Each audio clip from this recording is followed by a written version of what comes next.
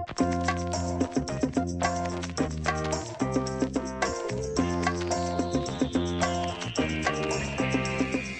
it's Isabel from thedietsolutionprogram.com, and today I'm going to tell you something very, very shocking, and that is that saturated fat is not the cause of heart disease.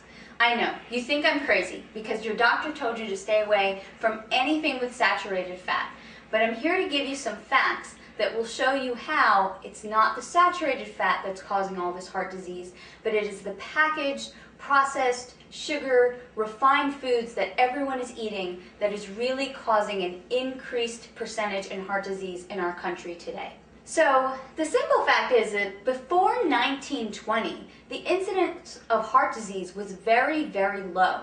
And not until about 1950 did we see this increased rate of heart disease. I mean, I think the percentage now is heart disease kills 40% of the population, and that actually must be an old statistic. I'm pretty sure that it's a lot higher than 40% right now. So what happened between 1920 and 1950 that caused this increase in heart disease? Now, if the truth is that saturated fat is what's causing heart disease, we would assume that people now eat more saturated fat during that time. But actually, I have some interesting facts that came straight out of Sally Fallon's great book, Nourishing Traditions. And this is what she writes. During the 60-year period from 1910 to 1970, the proportion of traditional animal fat in the American diet declined from 83% to 62%. So actually, the consumption of saturated fat went down, and butter consumption plummeted from 18 pounds per person each year to 4 pounds per person each year. So actually, people were eating a significantly less amount of butter during that time. Interesting.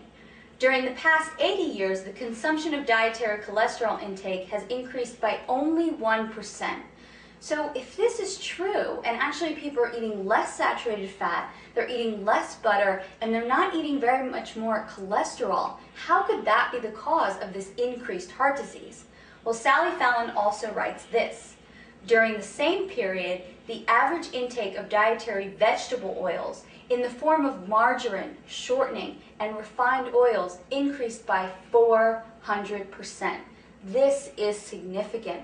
Once we started eating these refined oils, the incidence of heart disease drastically increased.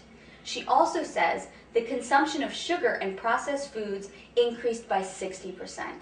And I truly believe this is only one piece of the research.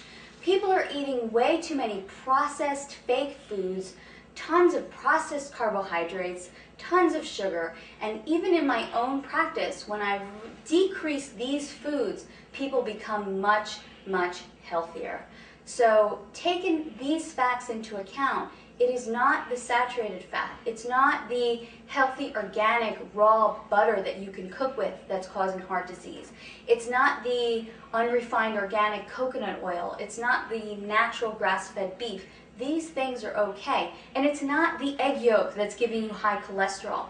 It's these processed foods, it's cakes, it's cookies, it's tons of pasta, tons of bread that's causing the incidence of disease.